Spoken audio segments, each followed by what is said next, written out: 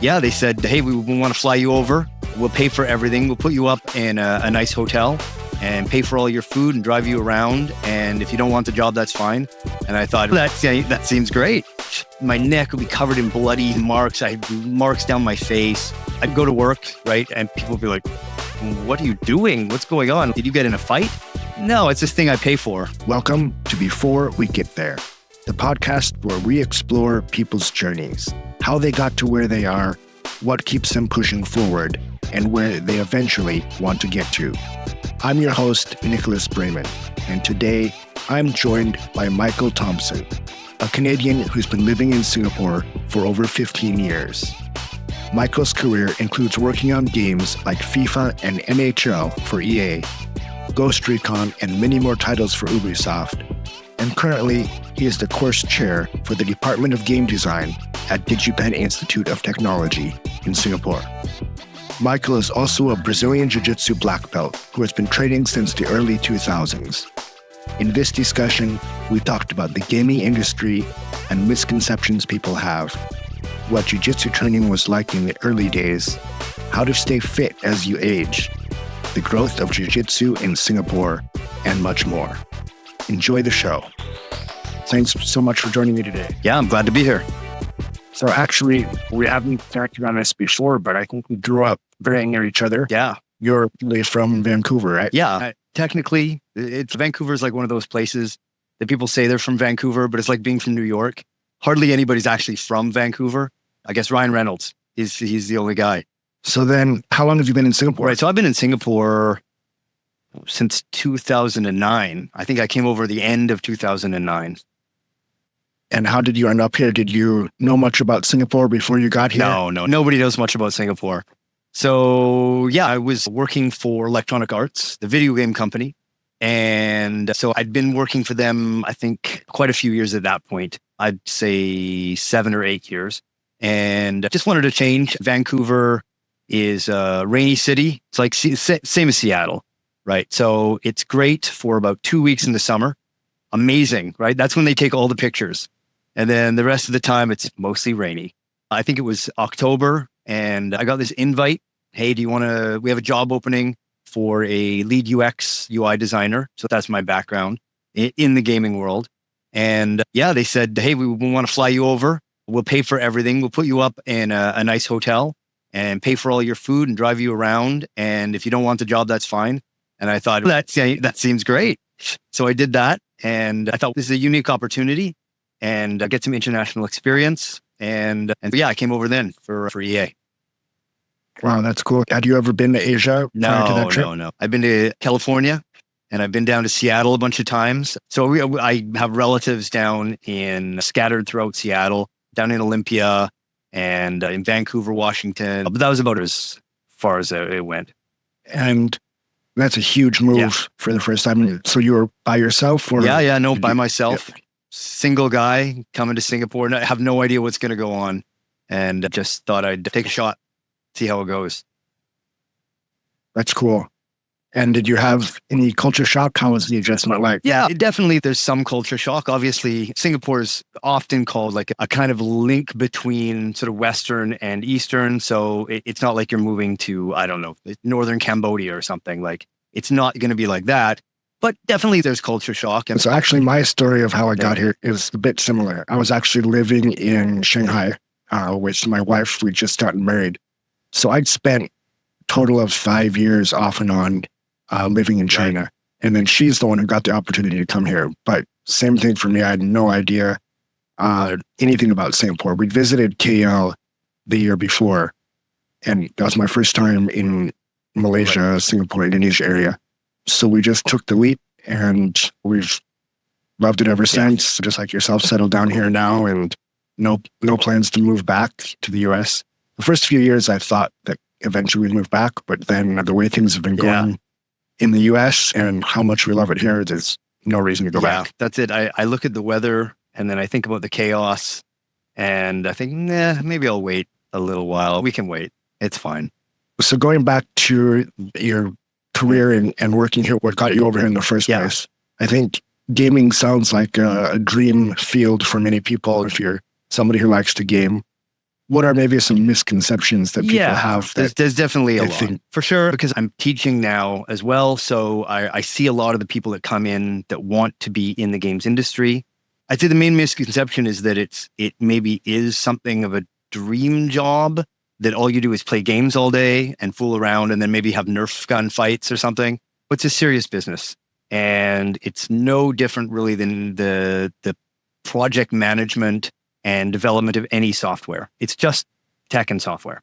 At the end of the day, you're running a business or you're participating in the running of a business. That business needs to make a profit. You have release dates. You have certain milestones that you have to meet. There's a lot of those.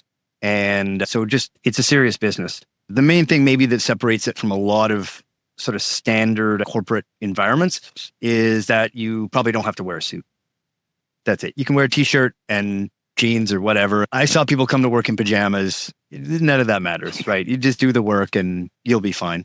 It's a real business. So if you love playing games, but you really don't like making them, you may discover that it's not the career for you. Is that casual, relaxed atmosphere the same in Singapore as you saw in Vancouver? Yeah, I would say so. Gaming in general is pretty much like that. Maybe in Singapore, there's not so many dogs. The EA offices, especially in Burnaby, there's just dogs everywhere. I don't know how they get there. Everybody has a dog. You can bring them to work, let them sit under your desk. That's no problem. So maybe it's a little more casual there. And so you focus on UI, UX. For people who don't know, what does that mean and what part of the games are you working on? Right. For me, mostly it's the sort of user interface aspects. So all the screens that any player would interact with in order to customize characters, make decisions, input that information into the system, as well as HUD. So that's the heads up display. So any data on screen other than the game, right? Health bars, mini maps, alert messages, anything like it's coming up. That's the stuff that I did. And so what are the most important factors that you're thinking about when you're designing a system like that? So with gaming, the UX aspect and the UI aspect is a little bit different because games are so heavily branded, right? There's a mythos, there's a world, there's a fictional environment, and oftentimes there's lore in place. So it's really something that has a lot of narrative attached to it, which is a lot different than something that might be a banking app or some piece of software that's just a tool like a Photoshop or Illustrator, right? There's no narrative to Photoshop, whereas there are narratives to games. So you're always thinking about, okay, how do I align with the brand vision? How do I align with the visual direction? If this is a game which is like maybe an RPG style game, how do I make it look like it's suitable for that genre, right? So you really need to know your genres quite well. So you're concerned about that. And at the same time, you're really concerned about standard UX stuff, which has to do more with making sure the needs of the players are met. So the users, and what is their age range? What are their capabilities? What games are they familiar with previously? Is this a younger audience game? In which case, you're probably going to have to make things pretty simple. Is this maybe a more serious or adult-oriented game? You can go more complex. And then how are you going to test those things without going too far down the rabbit hole of investing in code? Code is always expensive. So you want to really start coding things when you've made a lot of final decisions already. And so how are we going to map out our usability testing, making sure this whole system works for people before we actually get to the point where we're really developing things and putting things in the game that are in any way final? You've got these two things that you have to think about that in sort of normal UX practice, like website design or app design, you don't have to think about so much. The branding there is pretty minimal and secondary, whereas with games, branding and the narrative is huge. Right, it's part of the experience of playing the game. Yeah, a huge part of it. So on that point, I've definitely played some games that were frustrating, or maybe I just didn't gel with the interface as much as others. From your expertise, is that they ran out of time? Is it just personal preference? They ran out of budget, or what? Yeah, could be the reason? There's a very good chance that it is a budget issue because development takes time and testing takes time, and getting people in to test costs something. And so a lot of times studios have hard deadlines, like we are dedicated to let's say, a late November release, because we know that the sales are going to have an uptick just before Christmas. So we got to hit that date. A lot of times when I did box products at EA, because they're sports products, we make one every year. We really have to get that thing shipped and ready to go by November, mid-November, because by early December, we have to start seeing sales. So it has to be either on shelves or distributed through the online distribution. All of that there's always pressure. So a lot of times, companies, developers, designers, they know what they're supposed to do, but is there time and budget to do it? Maybe. A lot of times, no. No. So yes, you worked on some super well-known games that I think a lot of people have played: NBA Live, FIFA, Need for Speed. Yeah, a little bit, yeah. Yeah. So those games, are they the type of game that you enjoy yourself? To some extent. Definitely, I played a lot more Need for Speed. The one I had a little bit of contact with was Need for Speed Underground, the first Underground. And I definitely play them sometimes. I'm Canadian, and I understand I'm betraying my nation here, but I actually am not a huge hockey fan. So I didn't really play NHL all that seriously. Mostly I like FPS, first-person shooters. Like I always tell my students, if you have a game where you're shooting grenades, killing zombies, setting zombies on fire, and there's canisters that blow up. In fact, the more things I can blow up, the better, basically. I want more explosions. There's never enough. That's the kind of game I like. Narratively based campaign modes, kind of old school shooters. So what is that experience like, having worked on the project and then going on Steam, or back in the day having a disc that you put into your PS4 or whatever? What's that feeling of seeing your work come to life and all completed and playable? Yeah, that's amazing. It's a huge part of what the appeal of working in the games industry is. Because I think a lot of times, if you're working on, in general, software, I don't know, you work for whoever, and you release a piece of software and it goes commercial, and that's great. You want to see the profits, and you want to have a nice bonus and have some vacation time and stuff. But yeah, when you release a game, considering how hard it is to make a game, it really is so difficult. And especially if you're trying to hit a hard deadline, and people are working, there's crunch time, there's probably some illegal hours going on. I don't want to say. There's been some lawsuits in the past. People can look that up. But you work like a crazy person. And you sacrifice your weekends a lot of times. You come in during your breaks, and then finally you release it, and you see your name in the credits. Like I distinctly remember, it would have been 2002. That's a long time ago. And seeing my name come up on the credits and feeling, holy cow, like I made it, mom and dad. It's an amazing feeling, because you really do band together as a team, and there's so much struggle and disappointment and heartbreak along the way.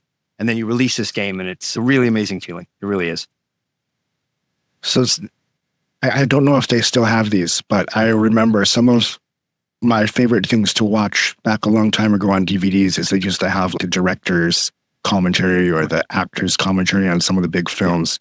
And I think, like Lord of the Rings, I watched not just the movie a bunch of times, but also the director's commentary another 5 or 10 times. Yeah, in addition to that, it was always like to hear behind the scenes. And like you said, people, it's a once in a lifetime experience that they have this bond together, that they go through this experience, and the story behind the making of the movie can be a whole other movie in itself. Yeah. Are there a lot of parallels to something like TV production or movie cinema? Yeah, I definitely think it's probably like TV. I've never worked in movie or TV production, but I think it's probably a lot like that, because you are creating something that it has a shelf life, right? You've started the project on this day, and you need to ship the product or be done by this day, and you bond together and create something that is in many ways fictional, and there's arguments and there's discussions and there's plans that you go on, and we're definitely going to do this. And then you do some early testing, some market research, or some data comes back. You're like, no, we're not doing that. We're shifting.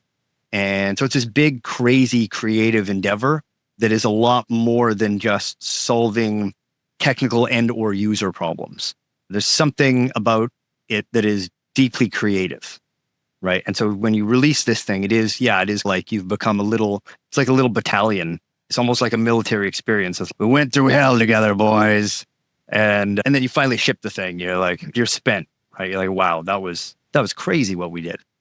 And what was your favorite project or game that you Right. worked on? So strangely enough, the project that I worked on that I enjoyed the most, that was probably the biggest failure, I think, was a game called Ghost Recon Phantoms. So that was a sort of tactical online third-person shooter made by Ubisoft.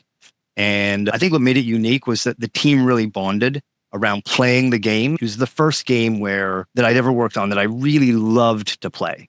I'd liked playing NHL and I'd worked on FIFA Online, and that's fine. But that game really, we loved it. And it's strange because it's been like many years since I worked on that game.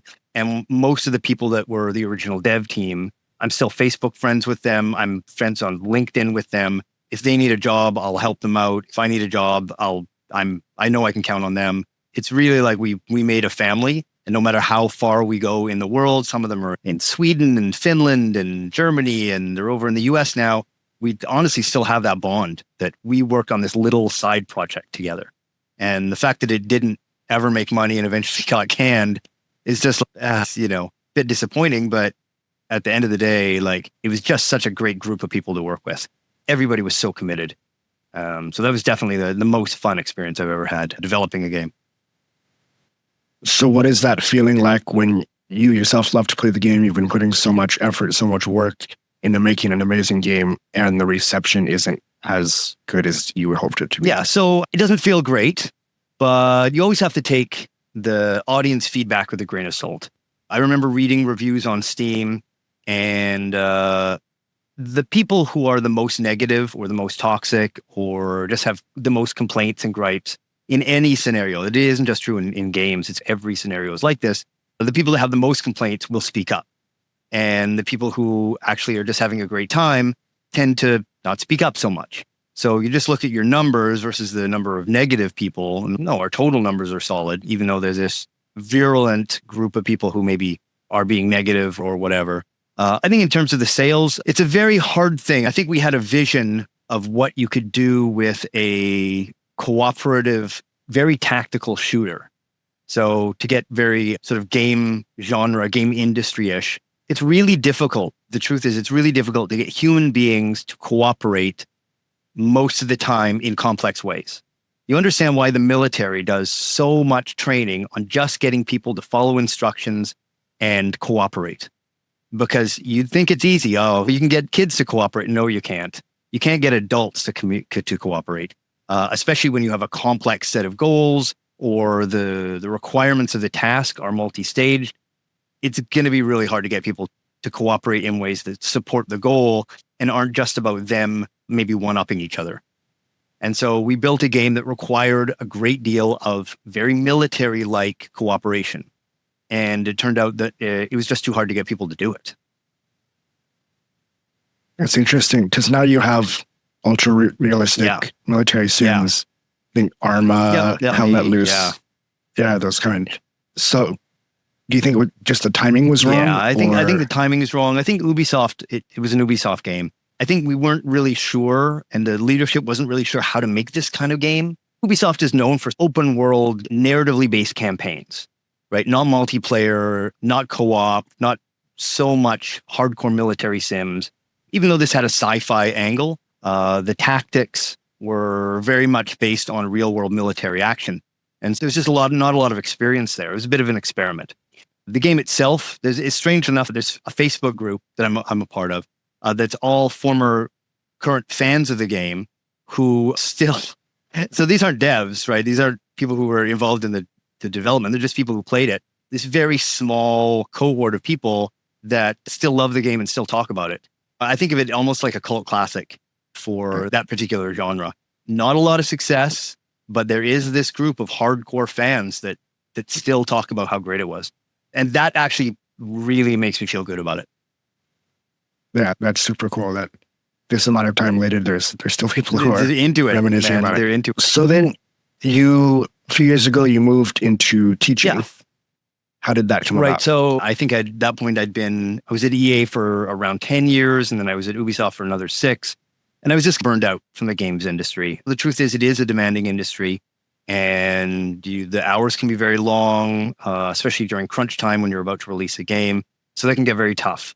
And I wanted to have just a shift, just a change of pace. And so I applied first for a teaching job at Singapore Poly.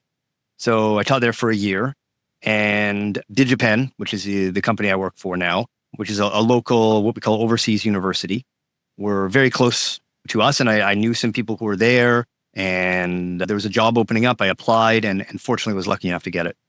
So I've been there since then. And how did you find the transition? Because that's a pretty big career transition from doing it yourself to teaching other people how to do it. So I, along the way, fortunately at EA and Ubisoft, I taught sort of one-off courses and done some internal sort of corporate training, sort of more leadership style roles. And so it wasn't too bad. I think the main thing is when you move into teaching, especially at the poly level, these are not working professionals, right? These are mostly kids, right? In Singapore, they're pre-NS. So you can't expect a level of professionalism. Part of what they're learning is professionalism. So they're not coming to it as 28 or 30 or 32-year-old working professionals who've been in an industry and they're serious and whatnot. But you have to approach it with, some of them are going to have a better attitude, some of them are not, but you have to try to teach everybody. So adapting to that there's going to be some varying levels. Some of them are going to be super enthusiastic and they just can't wait to get to class every day and learn more. And some of them, quite frankly, are probably regretting the program that they went into. A Singapore Poly system is an odd system anyway. So it shoehorns kids pretty early. And so a lot of them, I think, maybe I shouldn't have gone into this.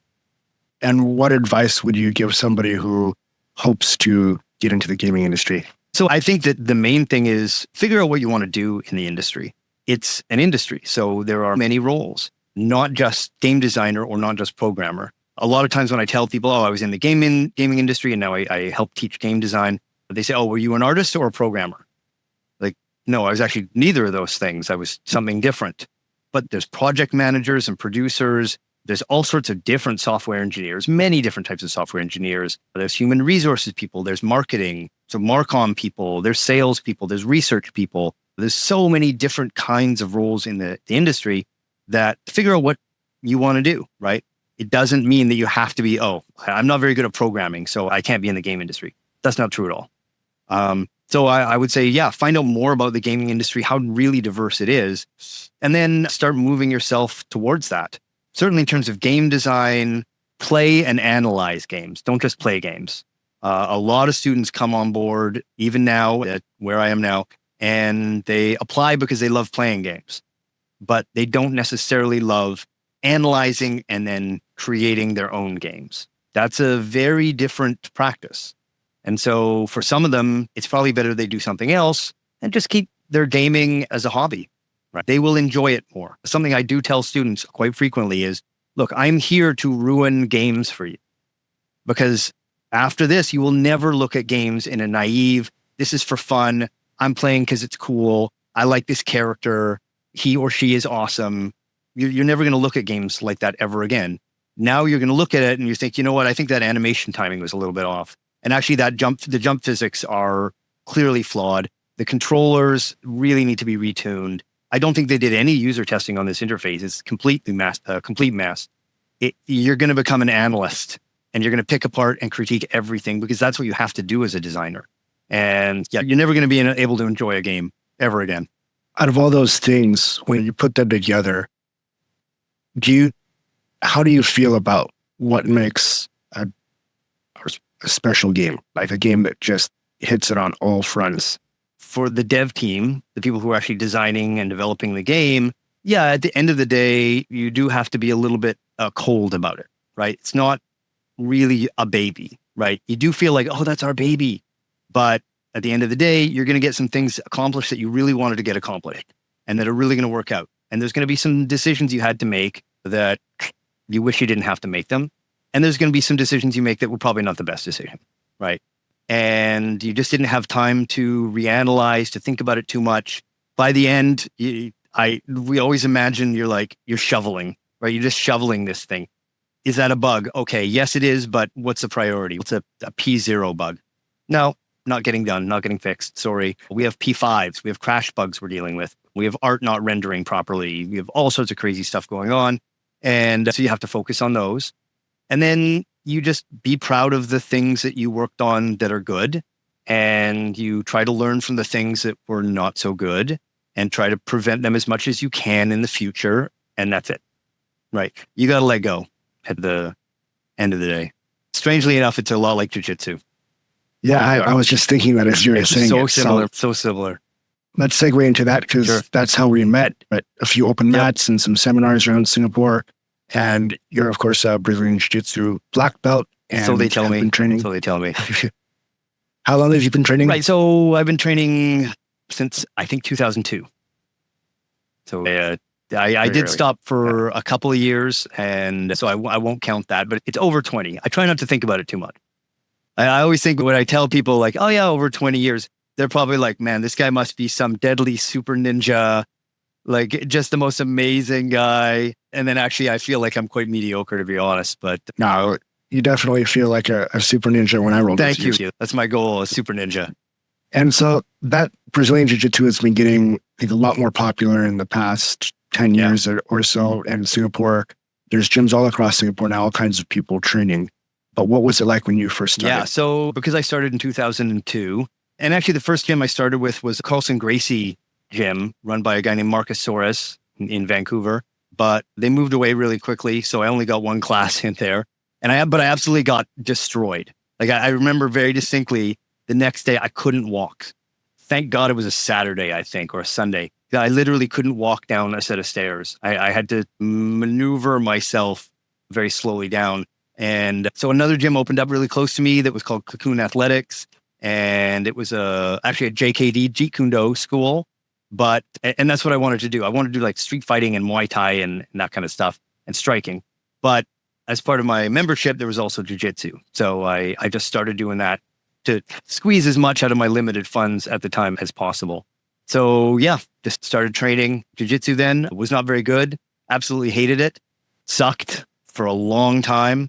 And so, yeah, if anything jiu-jitsu has taught me, it's just keep going, right? If you keep going in any endeavor, whether it's a career-based endeavor or just investments or something you're doing in your life, most people, most of the time, will quit.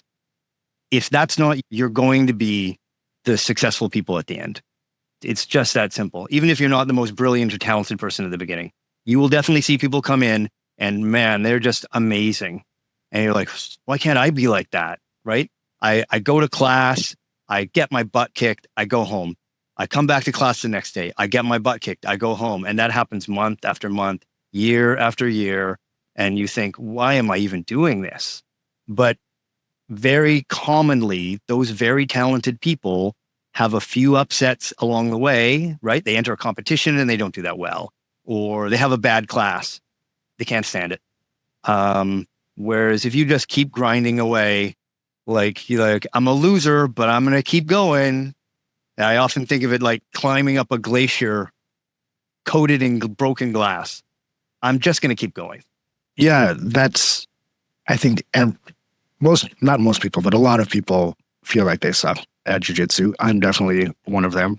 And that's the mantra I've given myself as well, because I've only been doing it for 5 years, but I've certainly, first of all, seen tons of people that are super gung-ho for a few months or even a year, and then they disappear, they burn themselves out, or they just have other priorities in their life.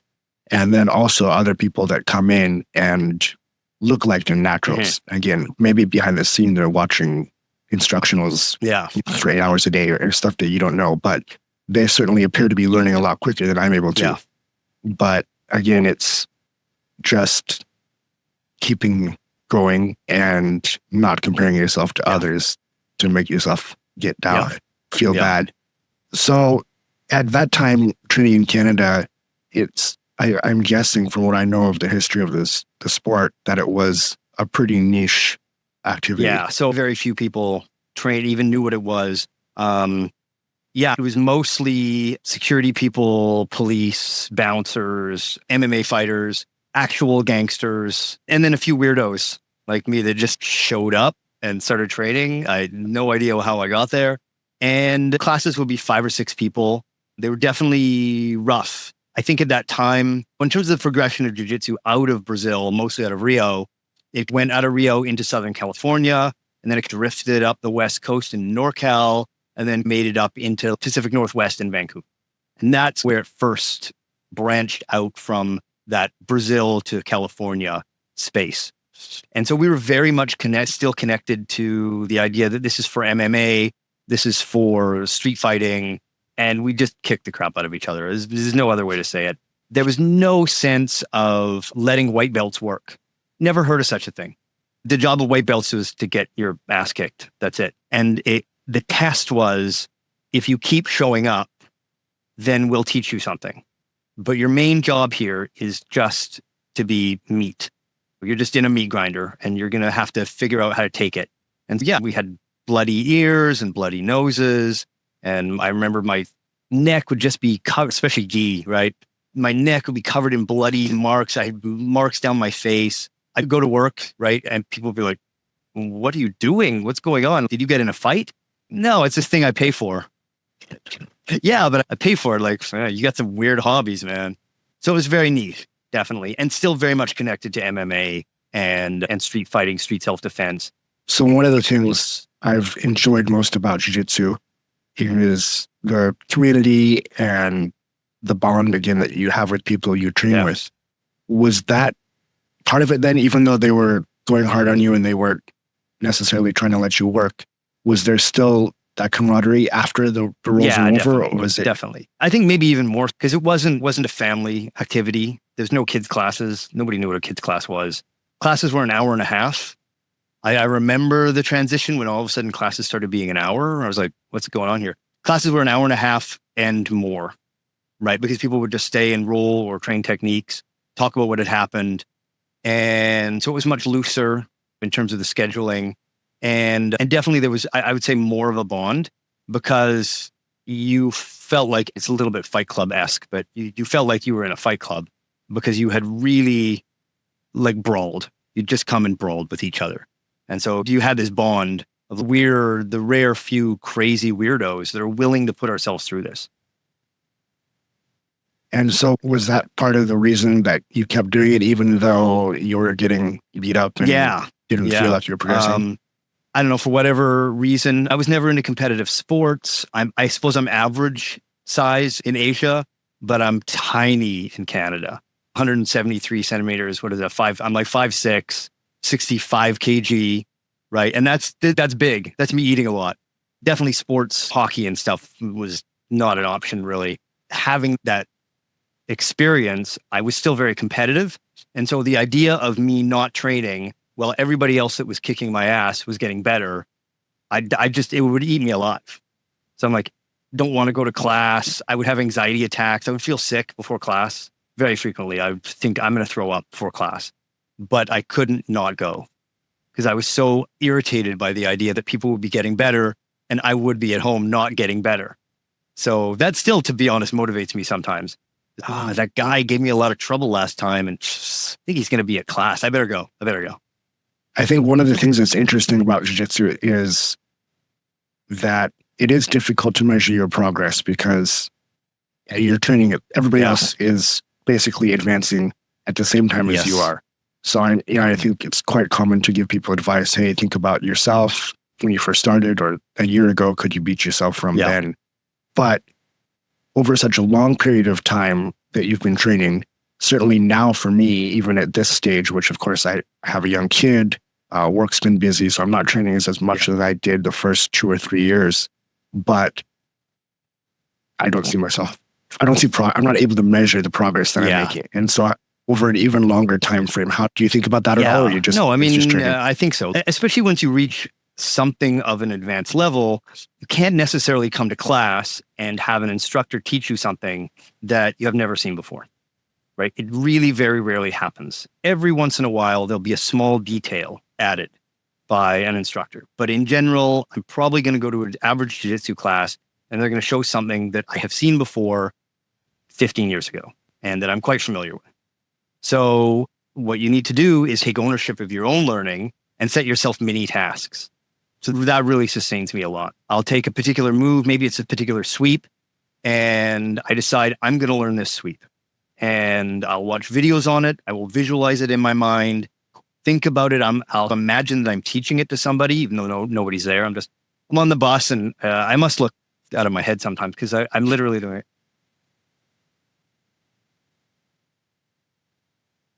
And people must look at me like, what is this guy doing? I'm going to a 2-on-1, right? I'm doing a Russian. So I do those things. And then when I get to class, whatever the teacher or the instructor teaches that day, I'm not going to do that. I'm going to do my move. And I'll keep doing that. And against everyone, right? White belts, blue belts, brown belts, black belts, purple belts, all belts. I'm going to try my move. And my goal for that class is to try my move, not to make it work. Because probably, regardless of your belt level, if you're a black belt, who cares? If you're trying a move that really is new to you, like it's a really new technique, you're still a white belt. You're a white belt at that technique. Maybe a blue belt, if it's something you're familiar with, right? You do develop the ability to learn more quickly as you progress, but you're still very low level. So chances are white belts and blue belts are going to smash you. You got to say, you know what? I don't care. That's fine. I'm not investing my ego in proving that I'm really a black belt by kicking the crap out of every blue belt and purple belt and brown belt. You have to do your move. You force yourself to do your moves. And then you set that as a project. And when it starts working against white belts, and then it starts working against blue belts, and then it starts working against purples and browns, and maybe you even catch some black belts in it, now you know that you're making progress. But you have to do it on a sort of technique by technique basis or move by move basis. And it has to be proactive. We should talk about how you keep healthy and are able to still train for such a long time. People say, listen to your body. I admit, I've been told by many people, like coaches and black belts and stuff, like, man, you're 38 now. You better slow down. You're 40 now. You better slow down. You're 45. You really can't train like this. You roll like you're 20 years old. Don't do that. I'm 49.